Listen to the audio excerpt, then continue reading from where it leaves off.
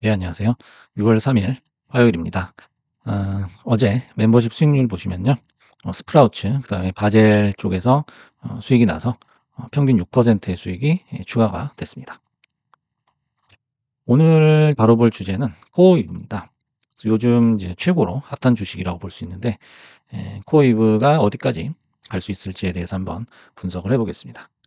그래서 코어이브 같은 경우에는 네오클라우드 업체죠. 그래서 네오클라우드라는 용어에 대해서 좀 생소하실 수도 있어서 잠깐 설명을 드려보겠습니다. 그래서 네오클라우드라는 거는 AI 학습이 필요한 기업 등의 GPU를 전문으로 공급하는 클라우드 공급 업체다. 이렇게 정의를 할 수가 있습니다. 대표적인 기업으로는 코어이브, 그다음에 네비우스, 크루소, 람다 이런 기업들이 있죠. 그래서 MS라든지 아마존 등이 하이퍼스케일러가 CPU 중심의 클라우드 컴퓨팅 자원을 제공했다면 네오클라우드는 GPU 연산 능력을 공급하는 데 집중을 하고 있습니다. 그래서 이들 기업들은 대개 암호화폐 채굴 시장에 뛰어들기 위해서 GPU를 확보하기 시작했어요. 하지만 이제 챗GPT 등장 이후에 GPU 수요가 급증하자 클라우드 기업으로 전환을 한 사례들입니다.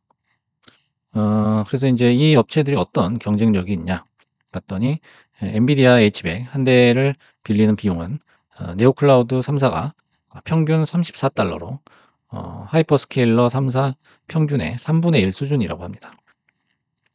그러면 이 이제 하이퍼스케일러 업체들도 이런 식으로 하면 되지 않느냐 하겠지만은 이들의 고객들은 꼭 GPU만 쓰는 게 아니거든요. 고객층이 굉장히 다양하기 때문에 이렇게 쉽게 전환을 할 수가 없다라는 약점이 있습니다. 그래서 이제 오픈 AI 같은 경우에는 3월에 코어이브와 5년간 16조 원에 달하는 클라우드 컴퓨팅 계약을 체결한 바 있습니다. 그래서 이제 미국 월가 금융회사들이 엔비디아 GPU를 담보로 네오클라우드 기업에다가 천문학적인 금액을 대출해 주고 있다라는 거죠.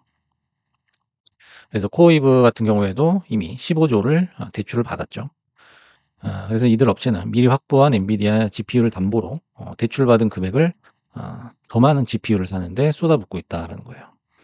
그래서 이제 최근에도 GPU 품귀 현상이 있는데 이 배경에 네오클라우드 기업들이 어떤 매점 매석 행위가 한몫을 했다라는 분석이 있습니다.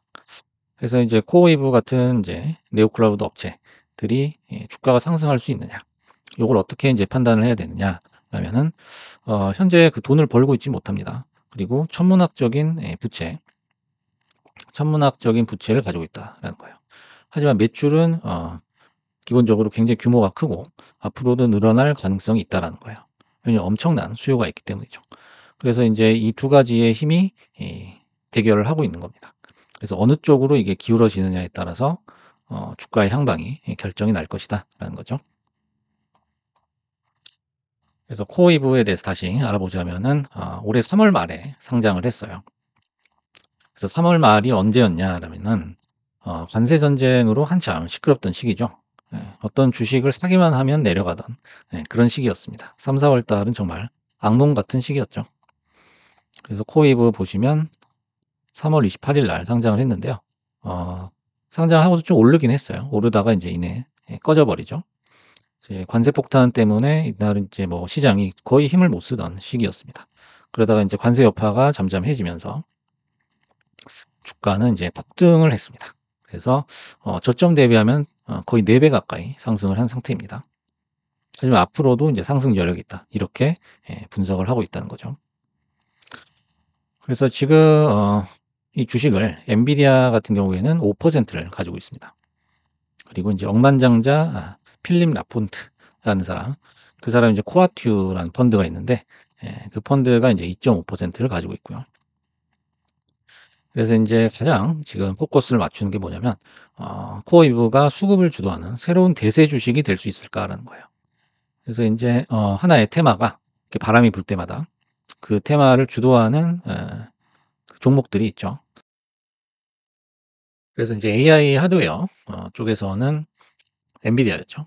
그다음에 이제 클라우드, 빅테크 업체들이 있었고, 그다음에 이제 전력 쪽으로 가면서 여러 가지 또 스몰 캡들이 난립을 했었죠.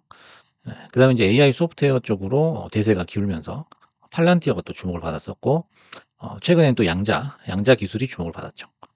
그 다음에 테마는 네오 클라우드가 되지 않을까 하는 그런 생각을 해봅니다. 그래서 지속적인 투자와 외연 확장이다라고 했어요.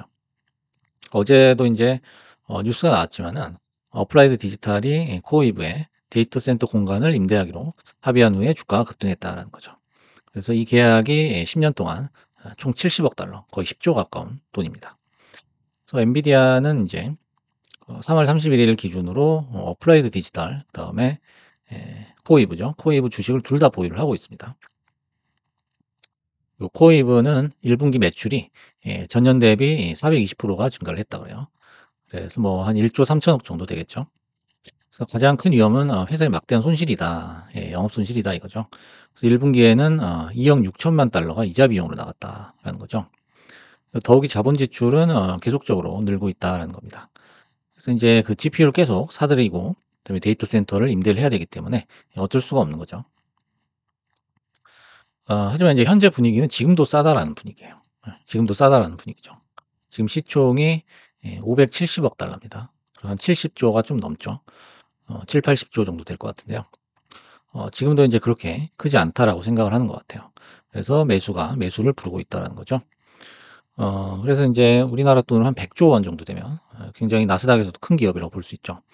그러면 이제 단기 150달러 정도 선이 될 겁니다. 150달러 넘기게 되면 이제 100조에 육박하는 시총이 될 것이다라는 건데요. 그래서 뭐 지금 기세로 볼 때는 단기적으로 한두 달 안에 150달러를 찍지 않을까 하는 생각이에요. 뭐 그 중간에 어떤 이제 과정을 거치게 될지 모르겠지만 결국에는 150을 찍지 않을까 싶고요. 1년 이상, 2년 이상 장기적으로 본다면은 250달러도 가능하지 않을까 생각입니다. 250달러가 되더라도 200조는 안 되는 거죠. 그래서 이제 관건은 이제 매출이 점진적으로 계속 상승을 하면서 흑자 전환에 가까운 어떤 손실폭을 줄여야 되겠죠. 그게 관건이 될 것 같습니다. 자, 그럼 마지막으로 이제 코입을 언제 사야 많이 먹을까라는 거죠. 그래서 이제 욕심 같으면은 지금 당장 들어가지고 뭐 다음 주에 그냥 150 찍고 이러면 좋겠지만은 주식이 그렇게 맘대로 움직이진 않죠. 그래서 우리가 구간을 한 3개 정도로 나눠 가지고요. 언제 사야지 우리가 효율적으로 수익을 낼 수 있을지 한번 분석을 해 보겠습니다. 이렇게 쭉 오르다가 지금이죠. 쭉 오르다가 좀 조정을 받고 다시 조정이 끝나면은 이제 상승을 하게 될 텐데요. 제가 밑에 이제 그 월을 7월, 8월 이렇게 써 놨는데요. 이게 뭐 길어야 2달일 것 같아요. 지금이 6월이니까 2달일 것 같고 이게 좀 압축이 된다면은 이 해당 사이클이 나오는데 2주가 걸릴 수도 있다는 거예요. 그래서 빠르면 2주, 길면 2달이다. 그 안에 150달러를 향한 승부를 볼 것이다라는 거죠. 그래서 첫 번째로 지금 이 구간은 보유자의 영역이다라고 볼 수가 있습니다. 사실상. 그래서 사더라도 이제 음봉에서 뭔가 확신이 설 때만 그때 들어갈 수 있다는 거죠. 지금은 이제 따라 붙으면은 물리거나 물릴 확률이 높고요. 많이 못 먹는 자리다라고 볼 수 있어요. 그리고 매물이 좀 쌓여 있고 그다음에 공매도 이슈도 있기 때문에 지금은 약간은 보유자의 영역이다라고 볼 수 있고요. 만약에 이제 이런 조정이 나오게 될 텐데요. 조정이 나오게 되면은 조정 후에 이제 매수 대기 타임이 나오게 되겠죠. 그래서 조정 기간 동안은 이제 대기를 하게 되는데 조금씩 모아볼 수 있는 단계다라고 볼 수 있습니다. 만약에 이제 100달러 밑으로 빠진다 한다면 이제 적극적으로 매수할 수 있는 조건이 되겠죠. 그래서 여기 이제 매수 대기 구간이기 때문에 거래량은 전반적으로 감소하는 경향이 있을 거예요. 그리고 이제 한꺼번에 만약 물량을 싣게 되면 이럴 때 한 번씩 훅 내리거든요. 그때 이제 위험할 수도 있기 때문에 너무 많은 물량을 실어서는 안 된다는 거죠.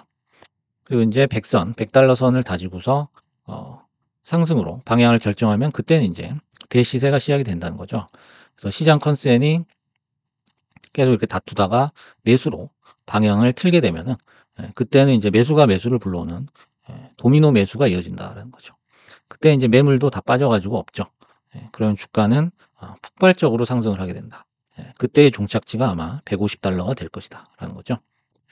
그래서 이제 요런 사이클이 뭐 2달이 걸릴 수도 있고 2주가 걸릴 수도 있습니다. 그래서 요 사이클을 잘 분석을 해 보시고요.